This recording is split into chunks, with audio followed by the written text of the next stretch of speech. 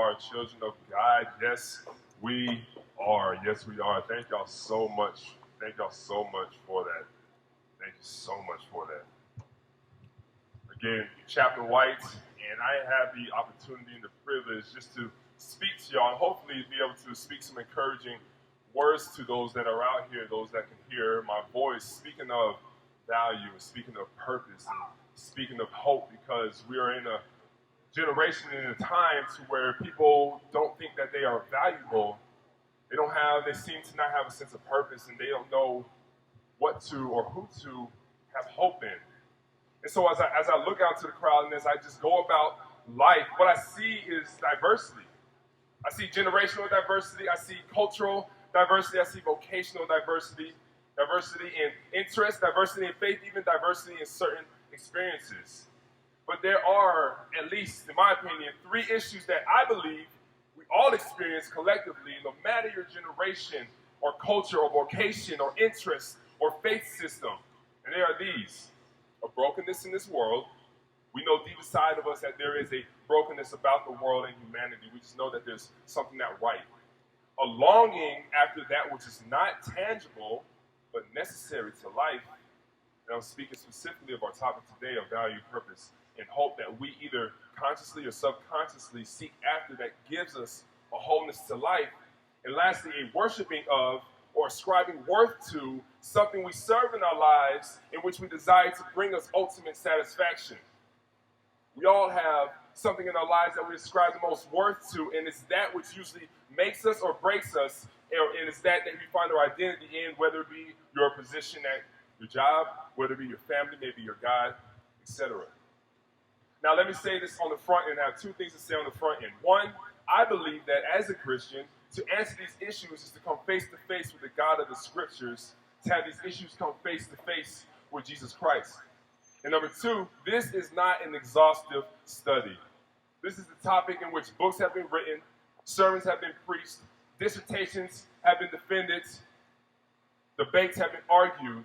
So this mere 30 minutes or so that I have with you is not even scratching the surface. And as I speak from the point of view of Christianity, because I believe it best answers these issues we collectively experience, and it answers these longings that we have, I will also speak to other worldviews to see if they can better answer these issues and longings, allowing you to weigh the options and make your own decision at which worldview better answers these issues and these longings. These bugs are something out here today, aren't they? Good gracious. So again, a brokenness in this world, which we'll quickly touch on. A longing after that which is not tangible but necessary to life, and that's where we'll spend the bulk of our time. And a worshiping of or ascribing worth to something that we serve in our lives in which we desire to bring us ultimate satisfaction.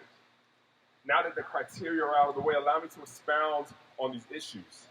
First, I'd like to submit to you, and what I have seen and believe is that there is a brokenness that we all see, deal with, and experience in this world. It wasn't like this at first, though. The Bible shows that we were created without sin. We even see in Genesis 1:31 where it says, and God saw everything that he had made, including humanity, everything that he had made, and behold, it was very good. It wasn't until sin entered into this world that we started to experience this brokenness. Paul says in the book of Romans that all have sinned and fall short of the glory of God. And we see this now. There is a mark or a standard that should be hit, but we keep missing. And that's what sin literally means. It's an archery term that means missing the mark. But there's this thought that, yeah, we may do some bad things, we're not perfect, but we're inherently good. I like to reverse that. Yes, we may do some good things, we're not perfect, but we are inherently bad. And that's an offense to many of us. We never have to teach our children to be bad or be selfish. We must teach them to do good, to be nice, to not hit, to not throw sand in the girl's hair, etc., etc. And I'm not speaking only to actions, but if we're talking about something that's inherent, it involves even our thoughts and our words. So question, how comfortable would you be to have all of your thoughts on display all the time in front of your friends and your family? If they're inherently good, with some things maybe out of pocket, we shouldn't have any problem with this, right? But most, if not all of us, would be ashamed and embarrassed if our thoughts were always on display to the world. It doesn't matter your brokenness. It doesn't matter it doesn't matter your background. It doesn't matter your culture, your ethnicity, your age, your experiences. And it's also something that's just not subject to our lives now in the 21st century. I believe that this brokenness or this wrongness that we experience now is something that has been experienced and something that will be experienced across all cultures and eras and is as old as humanity itself. Now, I'm not saying that we don't experience pleasures or pleasantries or good things in this life, nor am I saying that we don't do good things or we can be kind or loving to one another. But what we constantly see, hear about, or experience ourselves, which fill our news channels, are things like rape or murder or lies, gossip, wars, depression, suicides. Even in the past, the horrors of the Holocaust and the transatlantic slave trade, school shootings, bombings, abortion. These are broken realities that we both commit and experience. And this is not something that we're okay with. We understand this brokenness to be real, which is why we advocate against such atrocities. And we know deep in ourselves that this brokenness is real. Though we may superficially paint over it, acting as though everything is all right, it doesn't get rid of the rust that is under the paint. Just like if you quickly paint over a rust spot on your car, it doesn't make the rust go away, it continues to eat at your car itself. So not only do we experience the reality of this brokenness, but we also, and I believe it's this brokenness that leads to this, we long after that which is not tangible, but is necessary to living life as we feel life ought to be, not in the broken state that we're currently in. You see, there are worldviews that say that there are no absolutes, that there are no oughts, which is a self-defeating statement, because it's that statement that there are no absolutes and absolute. And if it's not, why should I listen to what you're saying? Yet we still can't shake the feeling that there's a certain way that the world and humanity ought to be. And when we say ought, we are inferring an absolute. Nonetheless, there are three things that I believe we all long after. Having value, and I'm talking about that of intrinsic value, not value placed on us by others. Having value, having purpose, and having a hope. So first, value. So there's this story which seems pretty fitting for today, and it's about a father and his daughter, and the father says to his daughter, let's just say that the daughter's name is Alicia. He says, hey, Alicia, you graduated with honors. Here's a car I bought many years ago. It's pretty old now, but before I give it to you, take it to the used car lot downtown and tell them that I want to sell it and see how much they offer you for it. The daughter went to the used car lot, returned to her father and said, they offered me $1,000 because they said it looked pretty worn out. The father said, now, take it to the pawn shop. The daughter went to the pawn shop, returned to her father and said, the pawn shop only offered me $100 because they said it's an old car. The father asked his daughter to go to a car club now and show them the car. The daughter took the car to the club, returned, and told her father, some people in the club offered $100,000 for this car because it's a Nissan Skyline R34. It's an iconic car and sought by many collectors. Now the father said to his daughter, the right place values you the right way. If you are not valued, do not be angry. It just means that you are in the wrong place. Those who know your value are those who appreciate you. Never stay in a place where no one sees your value. Notice what it says here at the end. Those who know your value. Not value that people either get to you or don't get to you, but it says your value. A value that has been given to you by your maker. And I say your maker because it goes off of this story. The value of the Nissan Skyline R34 did not change because of the dealership or the pawn shop owner that she took it to. Its value was just truly recognized by those who understood the value it already had in and of itself. You see, intrinsic value is the value of an entity that in itself or for its own sake or as such or in its own right. That's intrinsic value. The opposite is what's called instrumental value or extrinsic value, which is a means to an end to something we value in and of itself. So for instance, money has instrumental value because it's a means to an end to something perhaps like food to fill our bellies so we can live, because life itself is intrinsically valuable. is in and of itself valuable, or even to buy medicine to help us stay healthy. Friendship, on the other hand, is intrinsic. It is valuable in and of itself. Human beings, in and of themselves, and what I believe, with the image of God that they bear, have intrinsic value. God said this in the beginning, and he said this only about mankind. He has created everything else already. He says this about mankind. Let us, talking about the Trinity, let us make man in our image after our likeness. This is what it means to bear the image of God. And because God is the highest thing to value, otherwise he wouldn't be God if something else had higher value. With man bearing his image, we have intrinsic value. Let's say someone is in the hospital and is a vegetable. Do they have intrinsic value? Some say they do, some say they don't. Some say, well, they're not contributing to anything good to the world, and honestly, they're a burden to the family because they're running up the hospital bill. But I believe this person doesn't lose their value because they're a vegetable. That's why it's so hard to, for instance, pull the plug on their life. We as humans, we want to feel valued. We want to feel loved. We want to feel appreciated. But if we are relying on others around us to feel valued, that's not good. And I'm not saying that it's wrong for others around us to show us how much they value us, but if our value system solely relies on others, what happens when no one values us? Does that mean that we no longer have value? Are we then considered worthless? Sadly, many people believe that, but that's not the way that we live, and that's no way to live. Having value is necessary to life, but if our sense of value is relying on others, that longing can never truly be satisfied. But that's not what we long after. We long after a type of value that is ours no matter what we or anyone thinks about us. So that's value. The second longing is purpose. And so the question is, what is purpose? Or even more personally, what is your purpose? Purpose defined is the reason for which something done or created or for which something exists. Right? We understand what purpose means. So for instance, if you put a body kit, some low-pro tires with some sick rims, tinted windows, a beautiful paint job, a banging sound system, even a beautiful interior, the purpose of that car is most likely for show.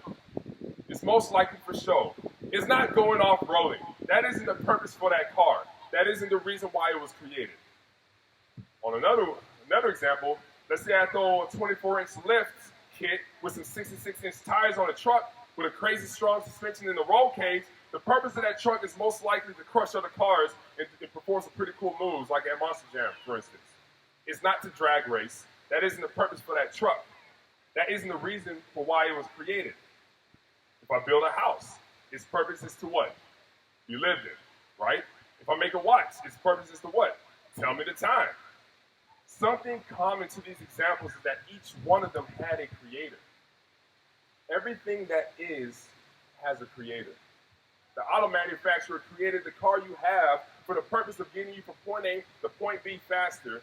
You took that car and customized it to your liking for the purpose of either turning heads or smoking other cars out there.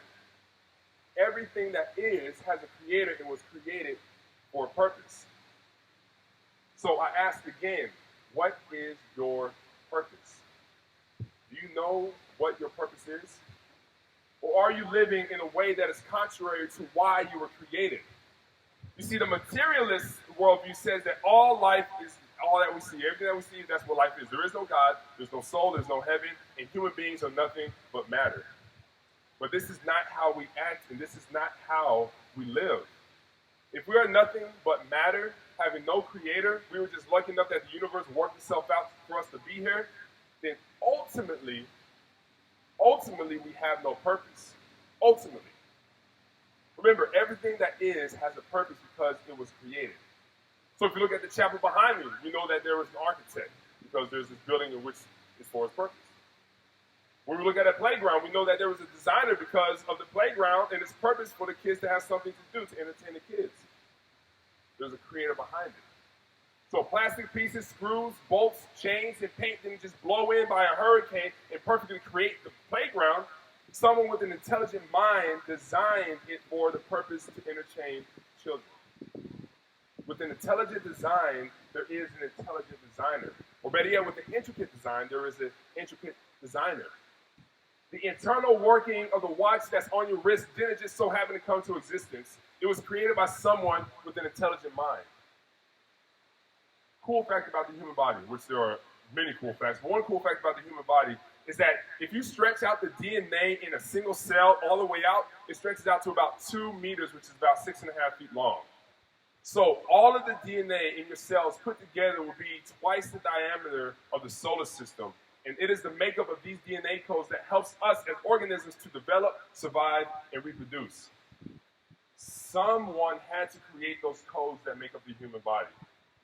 So again, if we are nothing but matter, having no creator, then you ultimately have no purpose.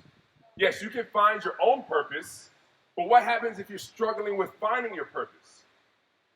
What happens if you find a purpose, walk in that purpose for it only to disappoint, not bring the satisfaction that it once did, not bring the result that you assumed it would, or not bring the satisfaction that you wish it would?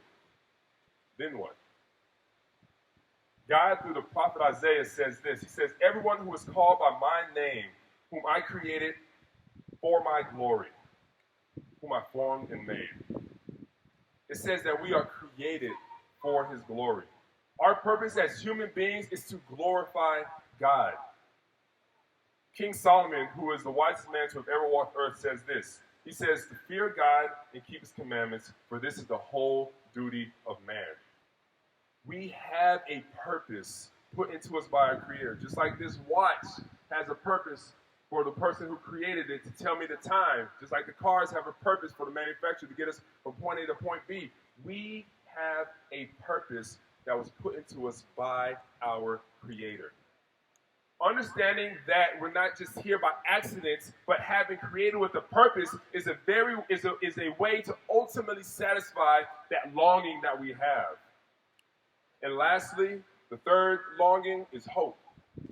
Hope, defined as a noun, says this: a feeling of expectation and desire for a certain thing to happen. And as a verb is defined as wanting something to happen or be the case. Notice that both of these definitions speak to a future expectation or desire. Maybe another way to look at it is as your anchor. What is it in your life that acts as your anchor, that acts as your hope? You know, speaking in terms of cars, maybe you hope to continue to work on and add to your car to keep it looking sexy and pristine as much as you possibly can. But what happens if your hope is wrapped up in your car, building it, putting in countless hours and thousands of dollars to get it to where it's at, and then something tragic happens to your car, or you can no longer add to it, and it starts to break down and get old, which is inevitable anyways. The thing that gave you hope is now gone. Maybe your hope lies in the desire for your parents to be proud of you. They constantly voice to you how proud they are of what you are doing with your life. Maybe they've also expressed disappointment at times when you have failed or made bad decisions during certain times in your life. Do you now continue to perform well for fear of failure or disappointment? Or maybe not, and maybe your parents are proud of you no matter what. But what happens if you no longer get that sense of pride from your parents, or they end up failing you in some way? Is your hope now gone? And if so, then what? If you don't have a hope, the question is, then what? Is it possible to have our hope in something that won't fade away, get old, or disappoint? Is there a way we can live without feeling like we have to constantly perform well for fear of failure or disappointment? Many people have hope within their religions. But what I've seen is that the devout are really constantly performing for fear of failure or disappointment. For instance, there is a desire for deliverance from an endless cycle of death and rebirth in Hinduism, which is achieved through devotion, meditation, good works, and self-control.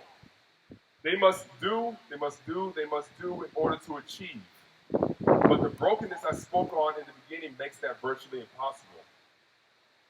Jehovah's Witnesses say that Christ's death provides the opportunity for men and women to work for their salvation, which inadvertently says that Christ's work on the cross was not sufficient to save, as Christians believe.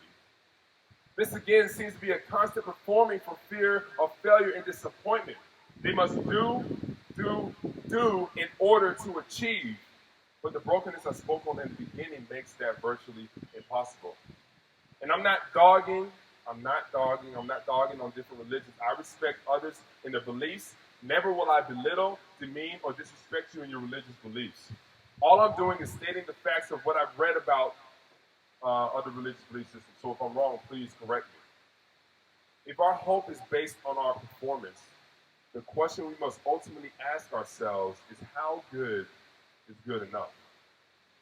When have we attained it? And if we can really never know, that gives us a weak and shaky hope.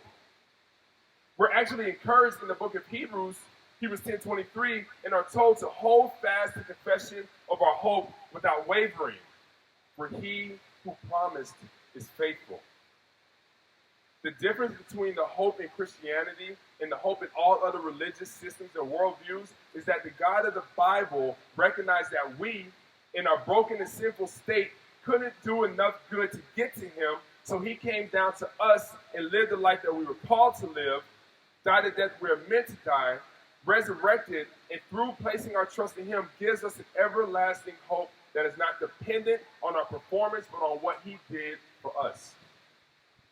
So that actually frees us to live in a way that pleases him, because in him we have an everlasting hope and anchor. So I talked about the brokenness that we all experience and the longings that are not tangible but are necessary to life. So lastly, I'll touch on this topic of worship in the sense that we all have to ascribe ultimate worth to something. So David Foster Wallace, who was an American novelist, he wrote this in his book called This Is Water. He says this. I think I have to hover over this because it's dark. Because here's something else that's weird but true. In the day-to-day trenches of adult life, there is actually no such thing as atheism. There's no such thing as not worshiping. Everybody worships. The only choice we get is what to worship. And the compelling reason for maybe choosing some sort of God or spiritual type thing to worship, be it JC or Allah, be it Yahweh or the wicked mother goddess, or the Four Noble Truths, or some invaluable set of ethical principles, is that pretty much anything else you worship will eat you alive. If you worship money and things, if they are where you tap real meaning in life, then you will never have enough. Never feel you have enough. It's the truth. Worship your body and beauty and sexual allure, and you will always feel ugly. And when times and age start showing, you will die a million deaths before they finally greet you. There is no such thing as not worshiping. Everybody worships. The only choice we get is what we to worship. So if you ascribe ultimate worth to the almighty dollar, you'll never be satisfied. Yes, you may love the things that you are buying, but that will soon get old, and you'll go and buy something else which will soon get old, which you'll find ultimately no satisfaction. J.D. Rockefeller, who was the richest man of his time and would still be considered the richest man today with a peak net worth of $389 billion of today's money, when asked how much money is enough money, he said just a little bit more. $389 billion. How much money is enough money? Just a little bit more. It's impossible for the worship of money or the ascribing ultimate worth of money to bring us ultimate satisfaction. We'll never be satisfied. We'll always just want a little bit more. If we worship our body, beauty, and sexual allure, this will also never satisfy us. This is why men and women get plastic surgery, Botox injections, constantly dyeing their hair, etc., because they are trying to keep up this illusion of outer beauty as though it is real beauty. Yes, I understand the truth about physical attraction, but if that's all our focus is on, we're missing out on a person's real inner beauty. Friedrich Nietzsche once said, sometimes people don't want to hear the truth because they don't want their illusions destroyed. Here's the truth. Outward beauty will start to fade. It's inevitable, and if you ascribe ultimate worth to the body, beauty, and sexual allure, you'll never be ultimately satisfied, and it will eat you alive to not be able to uphold that outer image. So a mother of a king of the ancient times told her son this. She said, "Son, charm is deceitful, and beauty is vain or fleeting, but a woman who fears the Lord is to be praised." This mom knew. She said, "Listen, son, all the stuff that you see in these young women that is grabbing your eyes will soon fade. Make sure that the woman you love loves her inner self." Now, we can understand why David Foster Wallace said that this compelling reason for maybe choosing some sort of God or spiritual type of thing to worship, because all other things that are not transcendent in a sense, that have a temporal status, will drive you insane. It'll eat you alive, ascribing worth to temporary items. So the question then becomes, if we're looking for ultimate satisfaction in our worship, who are we to worship? I already mentioned why temporary items are not worth our worship. One, they're temporary. And two, they cannot bring ultimate satisfaction for the simple fact that they are temporary and will fail us. So then when it comes to the transcendent, which God or spiritual type thing should we ascribe worth to that'll bring ultimate satisfaction? Should we worship gods of our creation, as King David describes, the work of human hands? They have mouths but do not speak. They have eyes but do not see. They have ears but they do not hear. Nor is there breath in their mouths. Those who make them become like them. So do all who trust in them.